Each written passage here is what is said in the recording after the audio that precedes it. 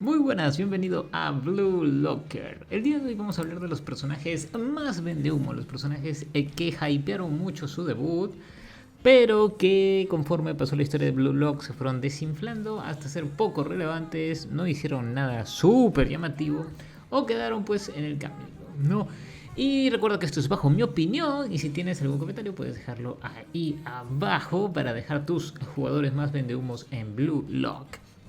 Primero vamos a comenzar con una pequeña tanda de personajes que son los del inicio, los que el propio manga de Blue Lock hypea. Y aquí tenemos al primerito de ellos, Ishikari. Este era uno de los jugadores más altos que había seleccionado pues, el grupo de Ego y Anri para pues, la selección de Blue Lock, ¿no? Ishikari, si bien es cierto que pasó a la segunda fase, se le mencionaba entre los primeros, ¿no? Cuando llega Kira e Isagi al complejo donde estaban todos los delanteros de Japón, mencionan justamente a Ishikari y a otro par de personajes para, ¿no? Decirnos que wow, acá está la crema innata de la selección japonesa que va a estar en el futuro, los delanteros más pro. Sin embargo, Ishikari no llegó a ser la gran cosa en realidad y si bien vimos participación de él, no hubo mayor producción de su parte, se quedó en Ubers en la última selección que hemos visto en el manga y eliminado de la sub. Entonces básicamente este señor era pura talla, puro nombre y pues ahí nomás se quedó. Ahora vamos con otro, el más conocido por ustedes quizás, Kira. Este señor, debo decir que me parece uno de los personajes incluso más sobrevalorados de todo Blue Lock. Hay teorías que incluso mencionan que va a volver así como que sí. Y pues se le menciona porque de alguna manera, digamos, tenía un diseño que parecía que iba a durar un par de episodios más. Su forma de ser eliminado fue tan abrupta que la mayoría quiso verlo como que jugaba. Era muy valorado por la prensa, etcétera, etcétera. Pero yo creo que simplemente es un personaje que estuvo allí, vanagloriado, amado por la prensa y todo, para demostrarnos que en Blue Lock no se andaban con rodeos. Su eliminación básicamente probó el punto de que no todo es tener marketing, no todo es tener presencia, no todo es ser lindo, buena gente y lo demás, sino que también tienes que tener el ego potente. Y en ese sentido el señor Kira no lo tenía. Y cuando fue eliminado, poco a poco fue desatando sus verdaderos deseos. Su verdadera cara se mostró, pero ya era muy tarde. Si bien va a haber gente que siga diciendo por ahí que Kira va a volver, lo que me parece increíble.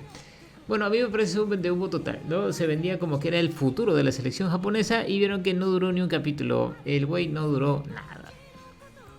Y en ese mismo sentido tenemos a Nishioka, uno de los personajes que más teorías, memes y más comentarios han generado en toda la historia sin haberlo visto jugar ni una maldita vez.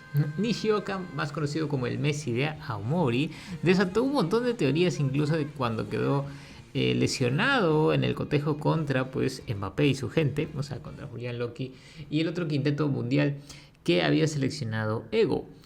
Este señor Nishioka estafó básicamente a la mayoría, ¿no? Fingió ser futbolista y estuvo allí en Blue Lock bastante tiempo hasta que finalmente fue eliminado. Había incluso un pensamiento de algunas personas que pensaban que el Messi de Omori iba a quedar en la selección, sorprendiéndonos que él iba a ser el que iba a dejar atrás a alguno que otro jugador importante o conocido o querido del fandom. Y al final vieron que no, incluso tenía de las ofertas más bajas, ¿no? Hacia el final. O sea, fue un vendehumo total de principio a fin. Tenía el apodo más pretencioso de todos y aún así no demostró nada. Ahora sí vamos con otros que normalmente vimos en la liga neoegoísta. En algunos casos el guión los mató y en otros casos pues prometían más de lo que al final nos entregaron.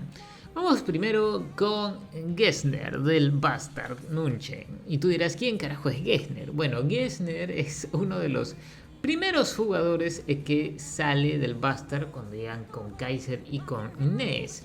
Es el tipo que tiene pues el peinado en punta y que básicamente menospreciaba por completo el proyecto Blue Lock y hablaba pestes de los demás. Bueno, este tipito era titular y no duró nada. No duró nadísima.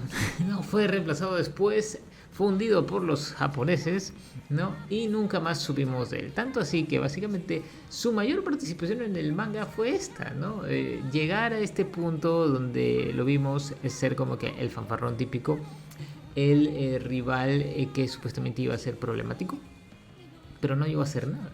¿no? Básicamente él va a estar, al final de cuentas, en cuanto a la disputa, serán entre Izagi y este señor Kaiser, y también por ahí Ness, y pues Grimm, que se quedó en la defensa para siempre, pero el resto de jugadores al final fueron reemplazados por los de Blue Lock, y este señor que era el que más boqueaba al inicio, no llegó a nada. Por eso yo lo considero el mayor vendehumo del Bastard en Moonchain. Y ahí se quedó el señor Gessner. Adiós. Y bueno, luego pasamos a alguien que sí tuvo, por ejemplo, problemas por el guión. Y hablamos de Agi o Agi, o como quieran decir ustedes, el del Manchester City, el del Sunshine City en el manga.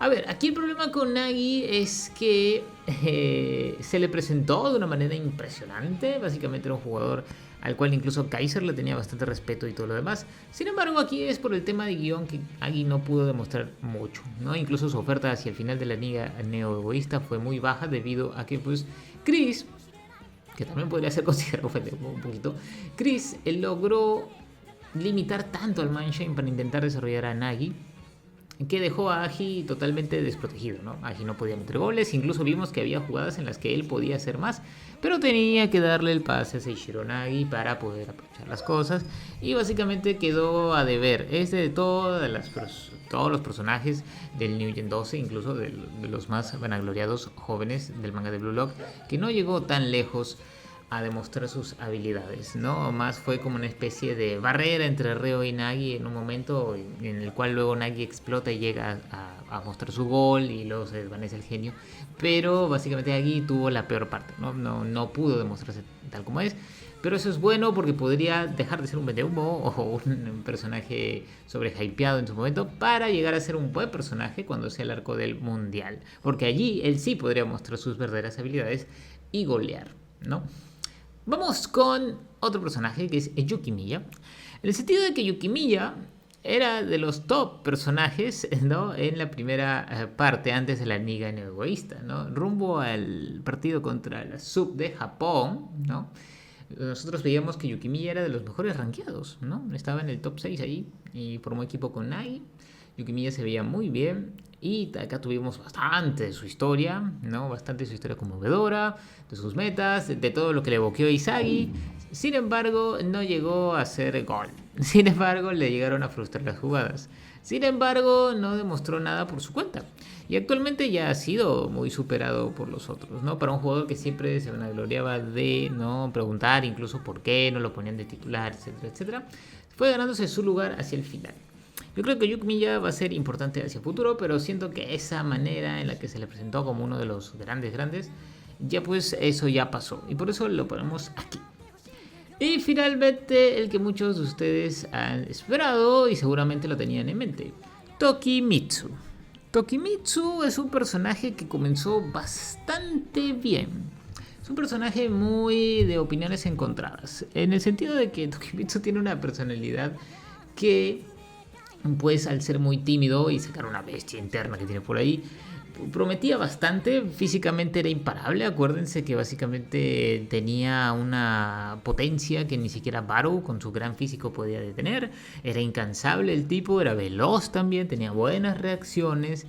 Y pues el gran problema que tuvo estos jugadores es que nunca pudieron desarrollarlo en la historia, ¿no? De una manera que esa personalidad y timidez sea aprovechada para ser un gran personaje, ¿no? Tokimitsu se quedó ahí, no mostró casi nada en la Liga Neo-Egoísta, como que se acordaron de él hacia el final, como para mostrarnos la tristeza que puede tener un personaje, ¿no? De no ser más parte del top y quedar relegado y quedar eliminado, y lo eliminaron a Tokimitsu y ahí quedó.